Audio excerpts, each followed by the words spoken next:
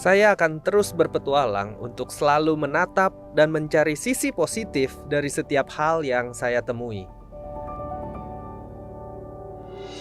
Iya, ini kita masuk, Pak. Banyak binatangnya di dalam. Ini beli tiket. Nah, ini banyak macannya di dalam. Bertepatan dengan Hari Satwa Dunia atau World Animals Day yang jatuh pada hari ini, saya akan melihat sisi lain dari para pecinta satwa yang tentunya memberikan inspirasi bagi kita semua.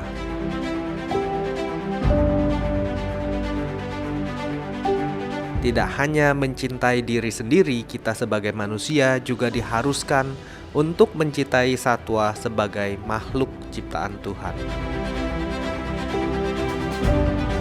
Saat ini Indonesia memiliki beberapa hewan ikonik yang statusnya diambang kepunahan. Di antaranya harimau Sumatera, orangutan, dan komodo.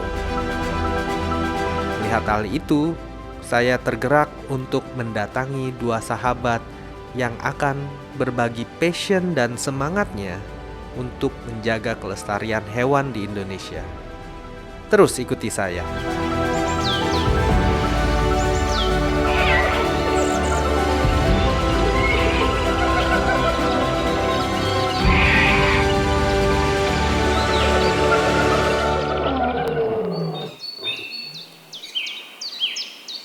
Saya mau nanya, Pak Bamsud tuh mulai cinta sama binatang tuh gimana sih? Kenapa bisa tumbuh tuh, Pak? Oh, ya sejak mengenal cinta. Oh. Sejak mengenal cinta. Jadi ada filosofi dibuat kita para pecinta satwa itu, isilah hatimu dengan cinta. Nah, cintailah, isilah hatimu dengan, kalau kamu ingin mengisi hatimu dengan cinta, maka isilah dengan binatang yang tidak mengenal cinta. Jadi kita yang mencintai dia akan berbalik cinta sama kita. Jadi itu udah dari dulu, Pak? Udah lama lah. Dari kecil atau baru-baru ini? Dulu sih kita hobinya ayam, ngadu ayam.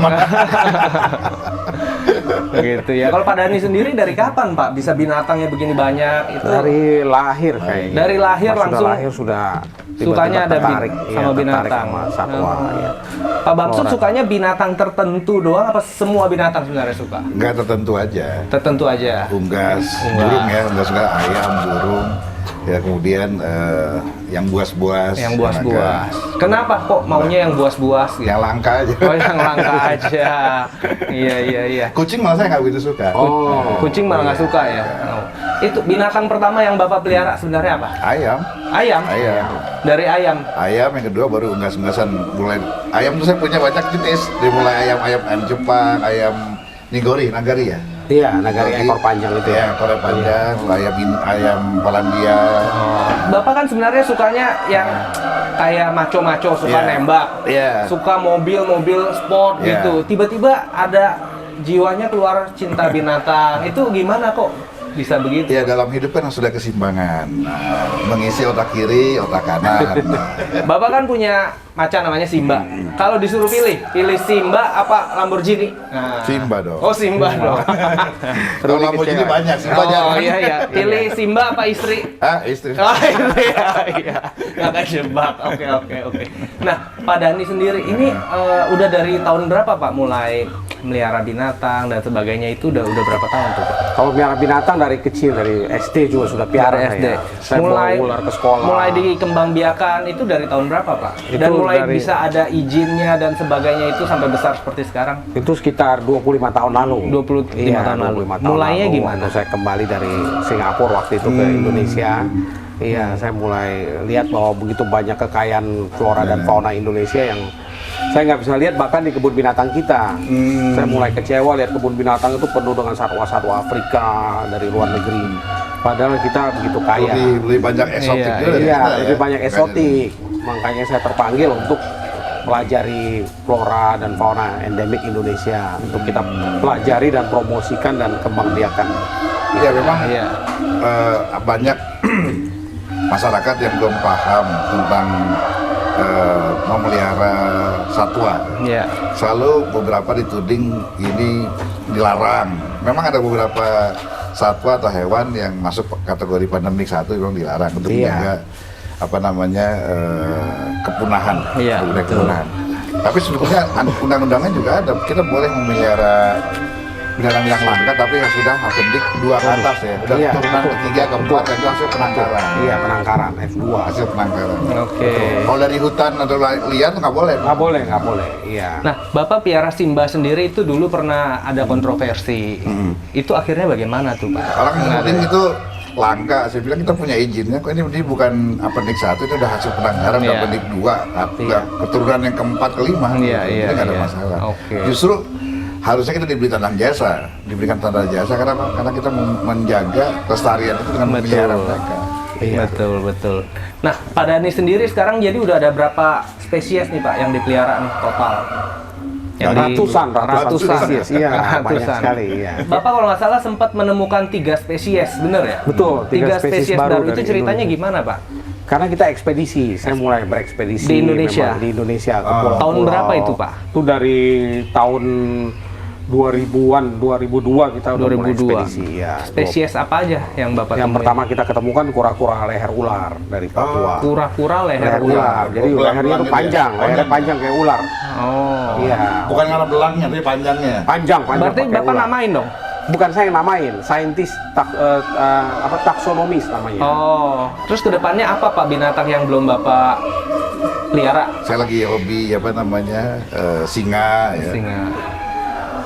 Lagi cari Madani nih untuk pasangannya biar Siap, berkembang kita biak. pasangkan, Nah, betul. dengan kita menjaga berkembang biak, maka kita menjaga populasinya dan menghindari kepunahan. Betul. Bisa konsisten menjaga itu gimana Pak? Ya dengan kecintaan itu, kita pada dasarnya kita punya kecintaan. Ada kebanggaan di sini dan kesenangan tersendiri yang nggak bisa dinilai dengan uang. Kita Jadi, dekat dengan dengan hewan-hewan yang kita pelihara. Iya. Apalagi kalau kita beginin datang, wah seneng itu ya. udah nggak ternilai itu nikmat itu. Karena saya juga punya banyak burung-burung betet, paru bengkok ya. Itu enaknya juga gitu. Ketika kita mainin, mereka nurut, senang. Iya. Nah, bisa diajarin ngomong. Ada kesenangan sendiri lah. Iya. Pak Dhani sendiri ada ratusan spesies, banyak tempat penangkarannya juga ada di Cibubur di sini. Sekarang kondisi pandemi itu gimana? Ada ngalamin kesulitan? Gimana biar bisa tetap sustain begitu banyak yang dipelihara? Kesulitan ya pasti ada lah, semua industri kan pasti kesulitan pada saat ini kan. Tapi kita berusaha semaksimal mungkin gitu untuk mempertahankan animal welfare-nya gitu. Ya alhamdulillah nggak ada masalah. Bisa dilihat mereka gemuk-gemuk, bahkan berkembang biak. Betul. Karena kalau dia punya welfare-nya kurang, dia nggak akan berkembang biak. Sehingga ini nggak bakal mikirin untuk kawin dia tadi. Dia mikirin cuma mau makan aja. Dan mereka akan agresif satu sama lain. Jadi tugas kita adalah menyiapkan tempat selain mereka dari asalnya hutan, tempat yang nyaman. Nah, nyaman itu nanti dia buktikan dengan dia berkembang biak. Artinya dia nyaman. Betul. Nah, impian terbesar Pak Bamsud untuk kelestarian hewan di Indonesia ini bagaimana nih Pak sekarang? Ya sebetulnya masyarakat Indonesia ini dengan jumlah penduduk yang terus berkembang 270, bahkan nanti 2024 kita perkirakan penduduk kita ada 380 jutaan. Maka untuk mengedukasi anak-anak kita generasi muda ke depan, ya kebun-kebun binatang ini salah satu tempat yang bagus. Makanya harus banyak kebun binatang kerjasama dengan sekolah dasar, sekolah menengah atau TK. Dalam rangka pengenalan, mereka harus diajarkan bagaimana dia harus mencintai makhluk hidup yang namanya hewan. Gitu. Semut pun kalau bisa jangan sampai dibunuh, kira-kira gitu. Itu timbul kecintaan yang harus ditumbuh kembangkan. Karena kalau dia sudah mulai sayang sama binatang, gimana lagi dia sayang sama orang, sama binatangnya sayang, apalagi sama sesamanya kan gitu. Itu filosofi yang harus ditanamkan ke anak muda kita, nanti di kita lah. Pak Bamsud nih walaupun sangar-sangar, sukanya pestol, ketua tarung derajat, tapi hatinya ternyata mencintai binatang. Rinto juga, Rinto. Hati Rinto. Luar biasa. Kalau Pak Dhani sendiri, cita-cita yang belum kesampaian nih dari pelestarian binatang ini apa nih Pak, yang ingin dicapai Pak? Ya, saya mau mempromosikan semua hidden treasure of Indonesia punya fauna yang belum diketahui. Banyak sekali yang karena kayak koala aja ya atau kangguru ya, ternyata spesies kita itu belum, banyak orang tidak tahu. Banyak orang baru mendengar itu. Jadi itu tujuan saya untuk mengedukasi masyarakat Indonesia, tanamkan dari kecil sampai besar, dan ini juga untuk kesejahteraan ekonomi kita di ekoturism. makin kita promosi kekayaan flora dan fauna Indonesia akan mendukung ekoturism, karena Australia 30% pasar ekoturism itu flora dan fauna tourism. Bayangkan kita masih ketinggalan jauh dari negara tetangga. Makanya itu tujuan saya untuk memperkenalkan lah hidden flora dan fauna Indonesia seperti kelinci harimau. Mungkin kita tanya 1.000 orang belum ada yang tahu. Kelinci harimau? Tiger rabbit of Indonesia ya. Udah mau punah Pak. Iya. Banyak sekali. Kucing mas. Kucing mas. Kita 40% populasi kucing di dunia ada di sini Pak. Iya, bayangkan sebagai single country, negara satu. Ya, karena negara tropis yang banyak satwanya ya, macam-macam. Betul. Jadi yang mau punah itu bukan harimau Sumatera, bukan, banyak sekali ya. Kura rote yang saya berhasil tangkarkan sudah punah. Kura dari Pulau Rote itu kan warisan dunia, bukan hanya milik Indonesia. Itu dan ada semua, Bapak ada semua tuh. Kita alhamdulillah kita berhasil tangkarkan dan kembalikan ke alam. Makanya kita dapat penghargaan presiden waktu itu. Oke, berarti nanti kita mau buka juga Pak kayak begini di PIK ya Pak. Oh iya. Kita Bapak support ya Pak. Kita dukung. Saya dengan Pak Bamsud kita. Siap. Oke, kita muter-muter yuk Pak. Kita lihat-lihat. Siap.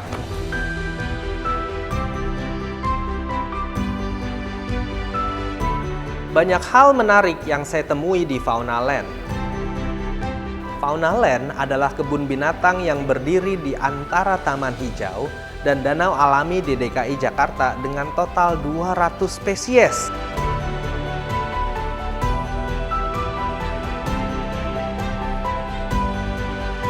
Letaknya yang strategis menjadikannya satu-satunya kebun binatang di pusat kota. Fauna Land juga telah menjadi jendela fauna Nusantara. Memiliki koleksi unik dan langka, salah satunya siamang albino yang hanya ada satu di dunia. Berhasil mengembangbiakan berbagai fauna seperti monyet bekatan, singa putih, dan monyet terkecil di dunia, yaitu Tansius.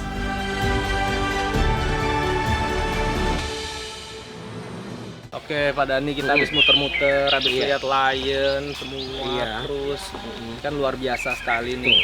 Nah, untuk kita nih, saya terutama dan teman-teman yang lain yang masih pemula, kalau mau mulai merawat binatang, mulai mau melakukan konservasi kecil-kecilan tuh, tahapannya gimana, pesan-pesannya nih buat kita para pemula? Mulai bertahap lah dari sekeliling kita dulu, lingkungan kita, jaga kebersihan, burung-burung liar yang ada di perumahan kita, apa kita bantu jaga, kita bisa kasih makanan mungkin di pohon-pohon kita ada bikin gitu tempat makan. Jadi nggak harus beli ya? Iya, nggak harus beli, kita jaga dulu keseimbangan. Justru Pak Dhani jangan-jangan awalnya juga mulai dari liar ditangkap, apa piara dulu pertama? Dua-duanya, ada yang dari liar, ada yang keliling kita gitu kan. Jadi itu kan semua satwa itu, flora dan fauna itu kita harus jaga karena mereka menjaga ekosistem dan keseimbangan ekosistem manusia dan satwa, termasuk kesejahteraan manusia juga. Jadi kita bisa mulai dengan mencintai yang ada di sekeliling dan menjaga lingkungan. Iya.